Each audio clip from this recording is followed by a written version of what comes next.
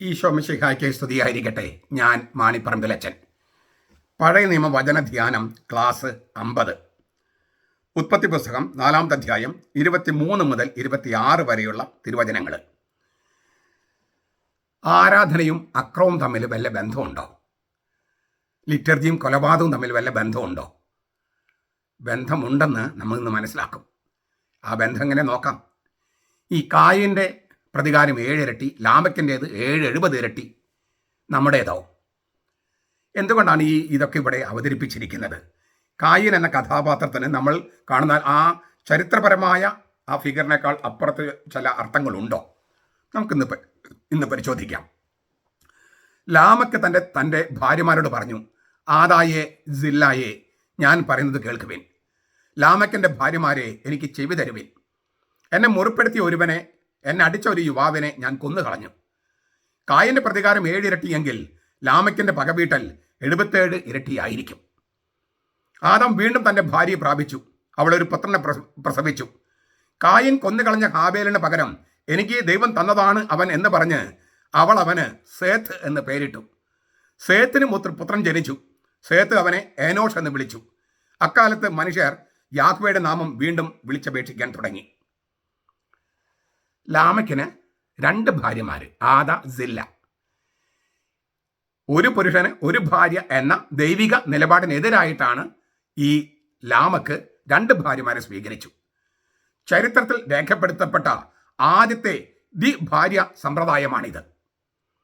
പിന്നീട് പലരും അത് പിന്തുടർന്നിട്ടുണ്ട്. പക്ഷെ അത് ദൈവത്തിൻ്റെ നിലപാടിനെതിരായിരുന്നു. പിന്നീട് പലപ്പോഴൊക്കെ അത് സമുദായത്തിൽ ചില സാഹചര്യങ്ങളായിട്ട് മാറി. നമ്മൾ വിശുദ്ധരെന്ന് കണക്കാക്കുന്നവർക്കും പല ഭാര്യമാരുണ്ടായിരുന്നു. പക്ഷെ അതൊന്നും ദൈവത്തിൻ്റെ നിലപാടിനോട് ചേർന്ന് പോകുന്നതല്ല. സമുദായത്തിൽ ഇങ്ങനെ പ്രശ്നങ്ങൾ വന്നു കഴിഞ്ഞപ്പോൾ അതൊക്കെ അങ്ങനെ സംഭവിച്ചിട്ടുണ്ട്. പക്ഷേ അതൊന്നും ദൈവം അംഗീകരിച്ചിട്ടുള്ളതല്ല.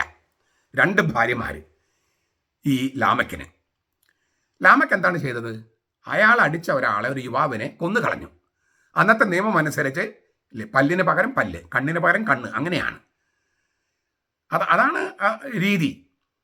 ഈ മോശ എഴുതിയത്. അതിനു മുമ്പ് ഹമ്മുറാബിയുടെ ഇതിനകത്ത് പറയുന്നത് ഒരു പല്ലിന് പകരം 10 പല്ലെന്നാണ്. അപ്പം എൻ്റെ ഒരു പല്ല് നിങ്ങൾ അടിച്ചു കൊഴിച്ചാൽ നിങ്ങളുടെ 10 പല്ല് എനിക്ക് അടിച്ചു കൊഴിക്കാം. എൻ്റെ ഒരു കണ്ണ് നിങ്ങൾ കുത്തിപ്പൊട്ടിച്ചാൽ നിങ്ങളുടെ 10 കണ്ണ് എനിക്ക് കുത്തിപ്പൊട്ടിക്കാം. നിങ്ങൾക്ക് 10 കണ്ണില്ലല്ലോ, അപ്പം നിങ്ങളുടെ ഭാര്യയുടെ മക്കളിലേക്ക് പൊട്ടിക്കാം. അങ്ങനെയാണ്. അപ്പം അതിനെ ഒന്ന് ലിമിറ്റ് ചെയ്യുകയായിരുന്നു. കണ്ണിന് പകരം കണ്ണ്, പല്ലിന് പകരം പല്ല്.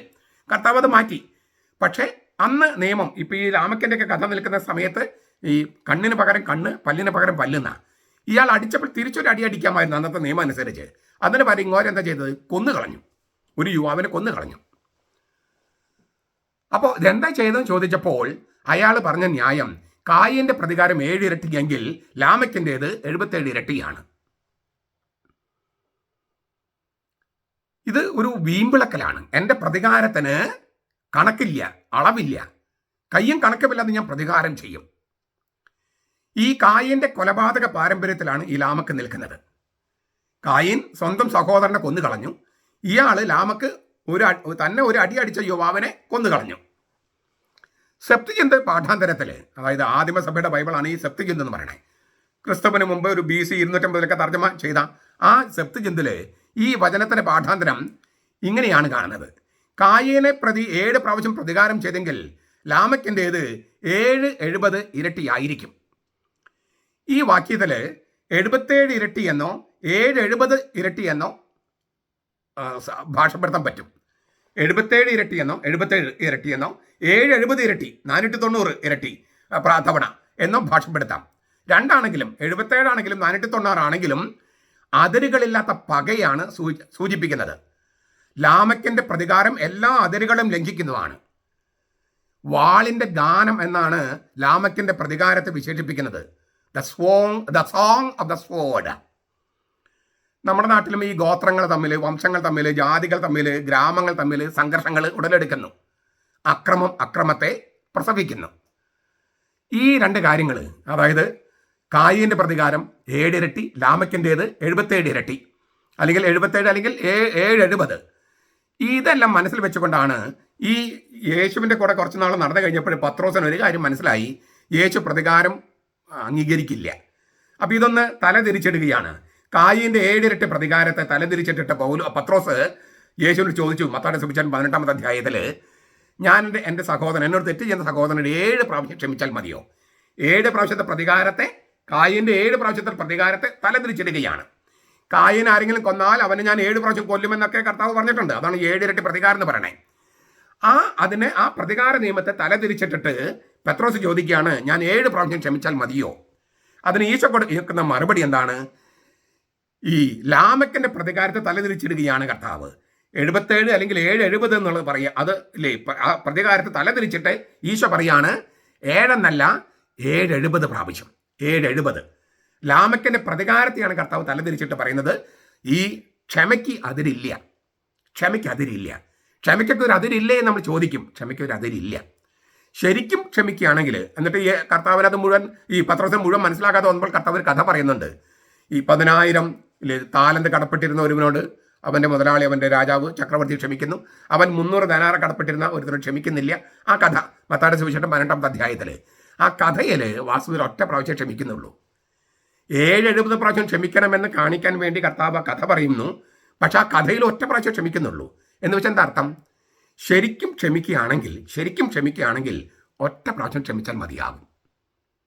കാരണം നമ്മൾ ശരിക്കും ക്ഷമിക്കുകയാണെങ്കിൽ പിന്നെ വീണ്ടും ഒരു തെറ്റ് സംഭവിച്ചാൽ അത് രണ്ടാമത്തെ അല്ല, ആദ്യത്തെ തന്നെയാണ്. മുമ്പത്തെ ക്ഷമിച്ചു കളഞ്ഞു.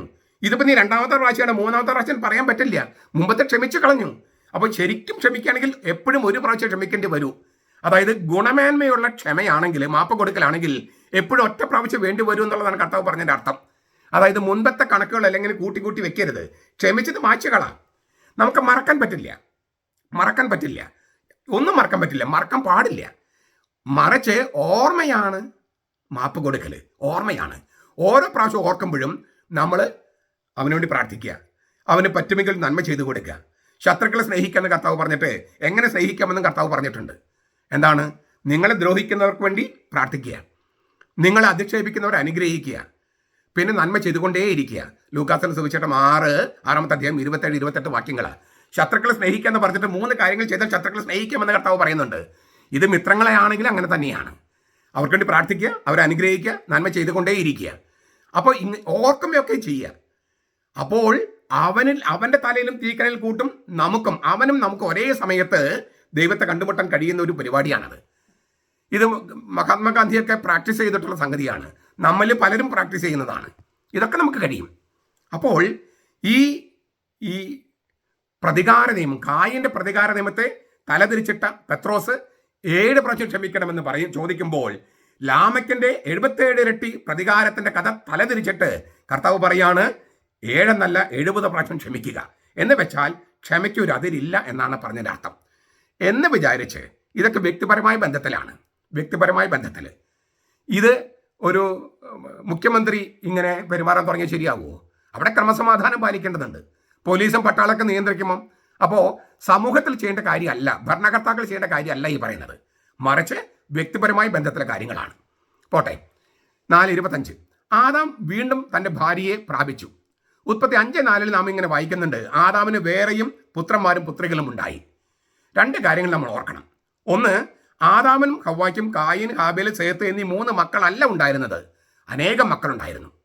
2, ഞാൻ കഴിഞ്ഞ ക്ലാസ്സിൽ പറഞ്ഞതുപോലെ ആദാം എന്നതിന് ഒരു വ്യക്തി എന്നും ഒരു മനുഷ്യവർഗം എന്നും അർത്ഥമുണ്ട്. മനുഷ്യവംശം ഒരു വ്യക്തിയിൽ നിന്ന് ആരംഭിച്ചുവെന്നോ മോണോജെനിസം, ഒരു കൂട്ടം മനുഷ്യരിൽ നിന്ന് ആരംഭിച്ചുവെന്നോ സൂചനയാകാം പോളിജെനിസം. അതൊക്കെ ഞാൻ പറഞ്ഞപ്പോഴും ഞാൻ പരിണാമ സിദ്ധാന്തത്തിൽ ചില കാര്യങ്ങളൊക്കെ സൂചിപ്പിച്ചിരുന്നു. എന്താണ് പരിണാമ സിദ്ധാന്തം എന്ന് അറിയാത്തവർ വന്നിട്ട് അച്ഛന് പരിണാമ സിദ്ധാന്തം അറിയില്ല എന്നൊക്കെ പറഞ്ഞിട്ട് അവിടെ കമൻ്റ് ഇട്ടിട്ടുണ്ട്. അവരോട് ഞാൻ ചില കാര്യങ്ങളൊന്ന് പഠിക്കാൻ പറഞ്ഞിട്ടുണ്ട്. ഞാനൊരു സംവാദത്തിന് റെഡിയാണ്, നിങ്ങൾ തയ്യാറുണ്ടെങ്കിൽ. പരിണാമ സിദ്ധാന്തം ഞാൻ പറഞ്ഞ ഒരു സിദ്ധാന്തമാണ്, സത്യമല്ല. സത്യത്തെക്കുറിച്ചുള്ള ഒരു വ്യാഖ്യാനം, പല വ്യാഖ്യാനങ്ങൾ ഒരു വ്യാഖ്യാനം. അത് സത്യമാണെന്ന് വിചാരിക്കുകയാണ് യുക്തിവാദികളും നിരീശ്വരന്മാരും. അവർക്ക് മതത്തെ എതിർക്കാൻ വേണ്ടിയാണ് അത് ശാസ്ത്രം സത്യമാണെന്ന് അംഗീകരിക്കാത്തതും സിദ്ധാന്തമായിട്ട് അംഗീകരിച്ചിട്ടുണ്ട്, സത്യമായിട്ട് അംഗീകരിക്കാത്തതും സത്യമാണെന്ന് വിചാരിക്കുന്നത്. അതിൽ ഒരുപാട് നിങ്ങൾ വെറുതെ ഇന്റർനെറ്റിൽ നിന്ന് അടിച്ചു നോക്കുക. അതായത് പരിണാമ സിദ്ധാന്തത്തിന്റെ പോരായ്മകൾ എന്തെന്ന് അടിച്ചു നോക്കൂ. നിങ്ങൾക്കറിയാം എന്തുമാത്രം പോരായ്മകൾ അവിടെ ഉണ്ടെന്ന്. ഇതൊന്നും അറിയാതെ വെറുതെ വന്ന് കമൻ്റ് ഇടുകയാണ്. ഈ മിത്തോകോൺട്രിയാൽ DNA എന്ന് പറഞ്ഞിട്ടൊരു സംഗതിയുണ്ട്, ശാസ്ത്രമാണിത്. അതനുസരിച്ച് അതെല്ലാം പഠിച്ചു വരുമ്പോൾ ഒരൊറ്റ സ്ത്രീയിൽ നിന്നാണ് സകല മനുഷ്യവംശം ഉണ്ടായെന്നാണ്. ഇത് പരിണാമ സിദ്ധാന്തം ഞാൻ പറയണേ. വിശ്വാസികൾക്ക് അത് ആ സിദ്ധാന്തം ആവശ്യമില്ല. പക്ഷെ വിശ്വാസികൾ അല്ലാത്തവരോട് സുവിശേഷം പ്രസംഗിക്കാൻ വേണ്ടിയാണ് ഞാൻ ആ ഉദാഹരണം പറയുന്നത്. അപ്പോൾ മോണോജെനിസമോ, അതായത് ഒരു വ്യക്തിയിൽ നിന്ന് മനുഷ്യവംശം ആരംഭിച്ചെന്നോ ഒരു കൂട്ടം മനുഷ്യരിൽ നിന്ന് പോളിജെനിസം ആരംഭിച്ചെന്ന ബൈബിളിൽ സൂചനയുണ്ട്. അതുകൊണ്ട് ഇതൊന്നും തന്നെ ശാസ്ത്രത്തിന് വിരുദ്ധമല്ല. പക്ഷേ ശാസ്ത്രം ഇപ്പോഴും അതിൻ്റെ ശൈശവാവസ്ഥയിലാണ്. കണ്ടുപിടുത്തം തുടങ്ങിയിട്ടേ ഉള്ളൂ. ഇനി എന്തെല്ലാം കാര്യങ്ങൾ കണ്ടുപിടിക്കാൻ കിടക്കുന്നു. അതിനാൽ കായൻ ആരെ വിവാഹം ചെയ്ത് തുടങ്ങിയ ചോദ്യങ്ങളൊന്നും അത്ര പ്രസക്തമല്ലെന്നാണ് ഈ പറഞ്ഞതിൻ്റെ ചുരുക്കം. എന്നെ കാണുന്നവരെല്ലാം എന്നെ കൊല്ലാൻ നോക്കുമെന്ന് കായൻ ദൈവത്തോട് പറയുന്നുണ്ട്. അന്ന് കായനും ഹാബേലും മാത്രമേ ഉള്ളൂ വിചാരിക്കുന്നത്. കാണുന്നവരെല്ലാം എന്നെ കൊല്ലാൻ നോക്കും. ആദാമും ഹവയും അവൻ്റെ അപ്പനമ്മയാണോ അവനെ കൊല്ലാൻ പോണേ? അതല്ല, ഒരു സമുദായം നിലനിന്നിരുന്നു എന്നാണ് അതിൻ്റെ അർത്ഥം. ചുരുക്കത്തിൽ ആദാമിനും ഹവ്വയ്ക്കും അനേകം മക്കളുണ്ടായിരുന്നു. ഉൽപ്പത്തി 5:4 പറയുന്നു, 4:25 പറയുന്നു. ഈ കായൻ കൊന്ന ഹാബേലിന് പകരം കിട്ടിയ കുഞ്ഞാണ് സേത്ത്. സേത്ത് എന്ന വാക്കിന് ഷത്ത് എന്നുള്ള ആ ഹീബ്രു വാക്കിൽ നിന്നാണ് അത്. അതിനൊരു സാമ്യമുണ്ട്. അതിന് കിട്ടിയെന്ന് അറിഞ്ഞുകൂടാ. ആ വാക്കിൽ ഉരുത്തിരിഞ്ഞതാണോ എന്ന് അറിഞ്ഞുകൂടാ. പകരം കിട്ടിയത്, പകരം നിയമനം കിട്ടിയവൻ എന്നൊക്കെയാണ് ആ വാക്കിനർത്ഥം. ഈ കായൻ കൊന്നുകളഞ്ഞ ഹാബേലിന് പകരം കിട്ടിയ സേത്ത്, പകരം നിയമിക്കപ്പെട്ടവൻ എന്നൊക്കെ ആയിരിക്കാം. യാഹ്വയുടെ നാമം വിളിച്ചപേക്ഷിക്കുന്ന തലമുറയെ സ്ഥാപിച്ചത് നിഷ്കളങ്കനായ ഹാബേലിന് പകരം കിട്ടിയ സേത്തിന്റെ വംശപരമ്പരയാണ്. ഇത് നിങ്ങൾ അടിവരയിട്ട് കേൾക്കേണ്ടതാണ്. യാഹ്വയുടെ നാമം വിളിച്ചപേക്ഷിക്കുന്ന ആ തലമുറയെ സ്ഥാപിച്ചത് നിഷ്കളങ്കനായ ഹാബേലിന് പകരം കിട്ടിയ സേത്തിന്റെ വംശപരമ്പരയാണ്. പാപിയായ കായീന്റെ വംശപരമ്പരയല്ല, കൊലപാതകിയായ കായീന്റെ വംശപരമ്പരയല്ല. നിഷ്കളങ്കനായ ഹാബേലിന്റെ വംശമാണ് ലോകത്തെ ഏറ്റവും ഉയർന്ന സംസ്കൃതിയായ ആരാധനയ്ക്ക് തുടക്കമിടുന്നത്.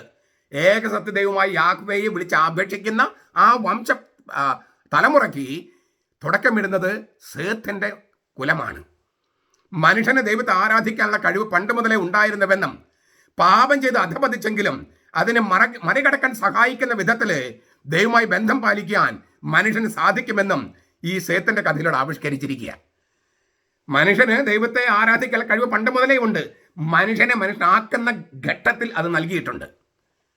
മനുഷ്യനെ ഈ ദൈവചിന്ത മനുഷ്യന്റെ ബ്രെയിനിൽ ഇംപ്രിന്റഡ് ആണ്. നിങ്ങൾ എത്രയൊക്കെ നിരീശ്വരവാദം വന്നാലും കമ്മ്യൂണിസം വന്നാലും ദൈവചിന്ത മനുഷ്യ മനസ്സിൽ നിന്ന് ഇറേസ് ചെയ്ത് മായ്ച്ചു കളയാൻ കഴിയില്ല. മനുഷ്യനെ സൃഷ്ടിച്ചപ്പോൾ ദൈവം വെച്ചിരിക്കുന്നതാണത്.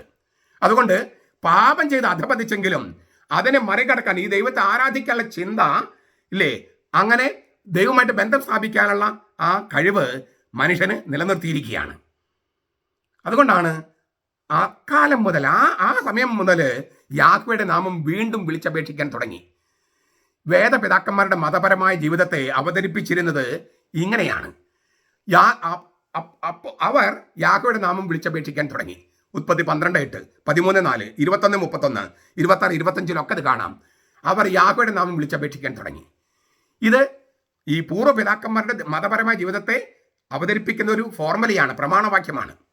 ദൈവനാമത്തിന് സ്തുതിയും സ്തോത്രവും അർപ്പിക്കുന്ന പ്രാർത്ഥന, ആരാധന എന്നിവയിലേക്കുള്ള ആദ്യ സൂചനയാണ്, ചരിത്രത്തിലായിട്ട് സൂചനയാണ് ഉൽപ്പത്തി 4:26.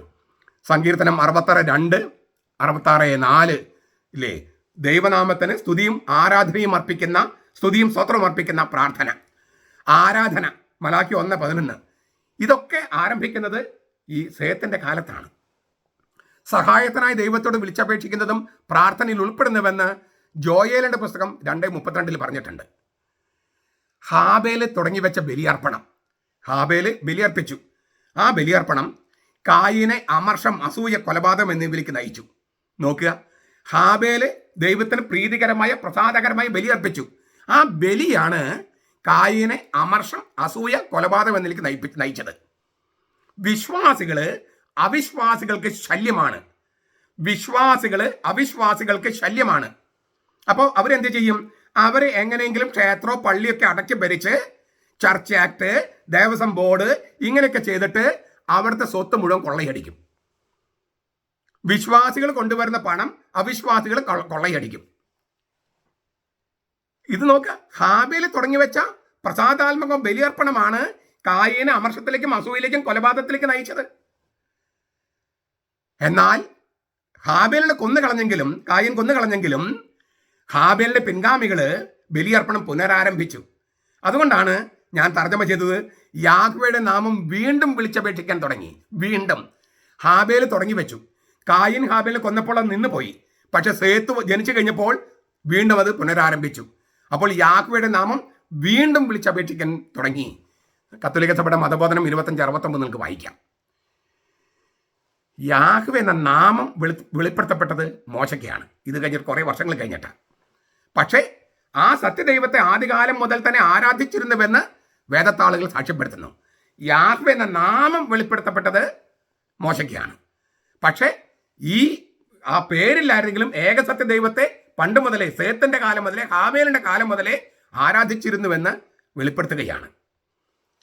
ഒരു കാര്യം കൂടി പറഞ്ഞിട്ട് നമുക്ക് ഇത് ഉപസംഹരിക്കാം. ഈ കായീനും കാനാനിനും തമ്മിൽ ചെറിയൊരു ബന്ധമുണ്ട്. ചരിത്രപരമായിട്ടും നരവംശാസ്ത്രപരമായിട്ടൊക്കെ നോക്കിയാൽ കായിന്റെയും ഹാബേലിന്റെയും കഥയ്ക്ക് മറ്റൊരു ചക്രവാളമുണ്ട്. ഇസ്രായേലിയർ കാനാൻ ദേശത്ത് എത്തിച്ചേർന്നപ്പോൾ അവിടെ ഉണ്ടായിരുന്ന ആദിവാസികളാണ് കാനാന്യർ. അവരുടെ പൂർവ്വപിതാക്കന്മാരിൽ ഒരുവനായിരുന്നു കായിൻ. കാനാന്യ ഗോത്രത്തിന്റെ രാഷ്ട്രീയ ദേശീയ ചരിത്രത്തിന്റെ ചില നിഴലുകളാണ് ഈ കായിന്റെ കഥയിലൂടെ അവതരിപ്പിക്കുന്നത്. മറ്റു കാര്യങ്ങളൊക്കെ ഞാൻ പറഞ്ഞിട്ടുണ്ട്. അതിൻ്റെ ഒരു സംഭവത്തിന് പല ചക്രവാളങ്ങളുണ്ട്, പല മാനങ്ങളുണ്ട്. അപ്പോൾ നമ്മൾ ഒരു മാനം കൂടി പറയുകയാണ്. തങ്ങളുടെ രാഷ്ട്ര നിർമ്മിതിക്ക് എതിര് നിന്നവരെയെല്ലാം നിഷ്കരണം വകവരുത്തി കാനാന്യർ. ഇപ്പം നമുക്കറിയാലോ, ചില മതങ്ങൾ, ഈ സമാധാനത്തിന് മതക്കാരെന്ന് പറയുന്നവർ, അവരുടെ രാഷ്ട്ര നിർമ്മിതിക്ക് വേണ്ടിയിട്ടാണ് ഈ മതം തന്നെ കൊണ്ടു നടക്കണേ. അതിനെതിര് നിൽക്കുന്നവരെയൊക്കെ നിഷ്കരണം കൊന്നുകളയാണ്. അത്തരം ഒരു വർഗീയ ചിന്ത വേറെ ചില മതങ്ങൾക്കുണ്ട്. മതങ്ങൾക്കോ അല്ലെങ്കിൽ ചുരുങ്ങിയ പക്ഷം ആ മതത്തെ ഇങ്ങനെ മുതലെടുത്ത് രാഷ്ട്രീയം കളിക്കുന്ന അവർക്ക് ഇത്തരം ചിന്തകളുണ്ട്. അതായത് തങ്ങളുടെ രാഷ്ട്ര നിർമ്മിതിക്ക് എതിര് നിൽക്കുന്നവരെല്ലാം നിഷ്കരണം വകവരുത്തുക.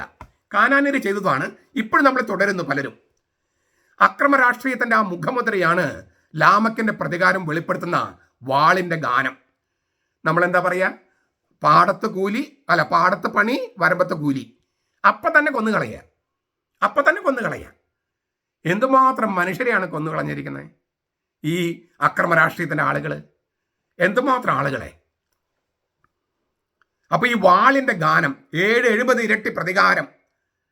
അതായത് എൻ്റെ രാഷ്ട്രീയപ്പെട്ടിൽ ഒരാളെ കൊന്നാൽ നിങ്ങളുടെ രാഷ്ട്രീയപ്പെട്ടിൽ 10 ആളെ കൊന്നിരിക്കും.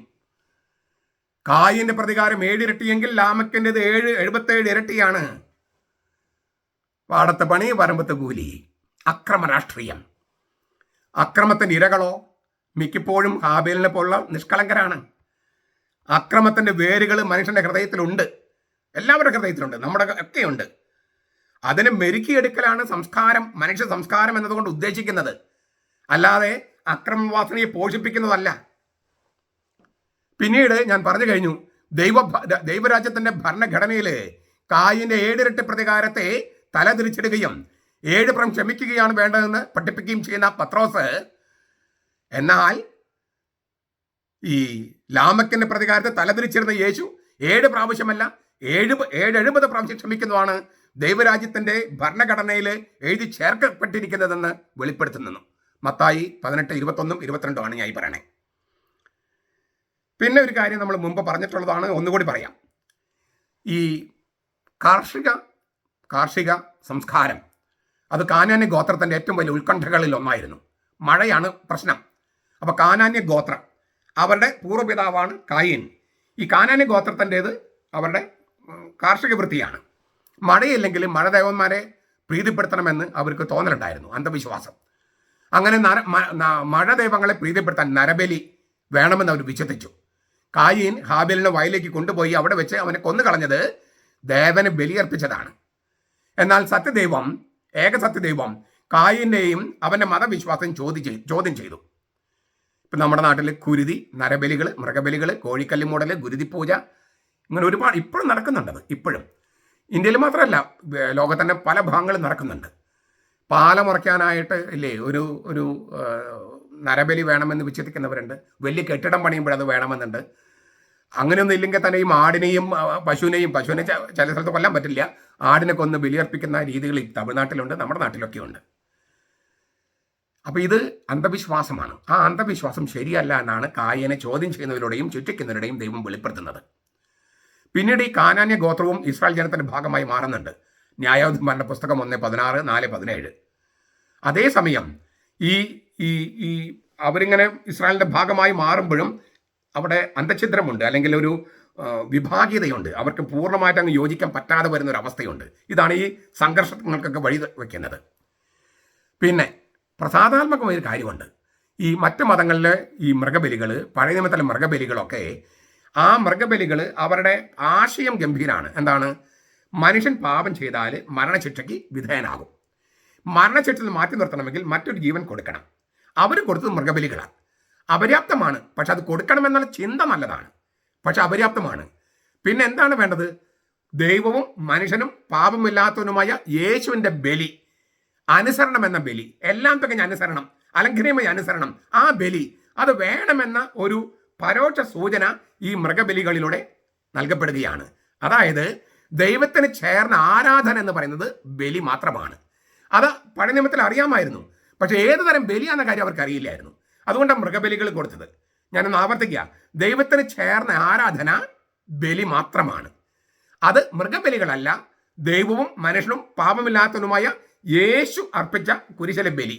ആ ബലി ഇന്ന് സന്നിഹിതമാക്കുന്നതാണ് വിശുദ്ധ കുർബാന. ആ കുർബാന നമ്മൾ പങ്കെടുക്കുമ്പോൾ യേശുവിൻ്റെ എല്ലാം തികഞ്ഞ അനുസരണത്തിലേക്ക് നമ്മളെ എടുത്തു വെക്കുകയാണ്. അങ്ങനെ നമ്മുടെ അപൂർണമായ അപര്യാപ്തമായ അനുസരണത്തെ അവൻ്റെ എല്ലാം തികഞ്ഞ അനുസരണം കൊണ്ട് മൂടി കവർ ചെയ്തിട്ട് നമ്മെ തന്നെ ദൈവപിതാവിന് കാഴ്ച കൊടുക്കുകയാണ് പുത്രൻ തമ്പുരാൻ.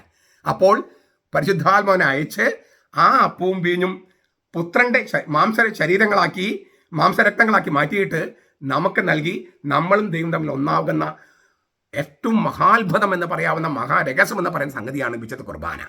ആ കുർബാനയാണ് നമ്മുടെ മെത്രാന്മാരും നമ്മുടെ വൈദികരും ഇങ്ങനെ തോന്നി പോലെ കൈകാര്യം ചെയ്ത് കായീൻ്റെ തലമുറയിൽപ്പെട്ടവരായി മാറുന്നത്. അവർ നശിച്ചു പോകാതിരിക്കാൻ ഹാബേലിൻ്റെയും സേത്തിൻ്റെയും തലമുറയിൽപ്പെട്ട നമുക്ക് യാഹ്വേയുടെ നാമം വീണ്ടും വിളിച്ചപേക്ഷിക്കാം.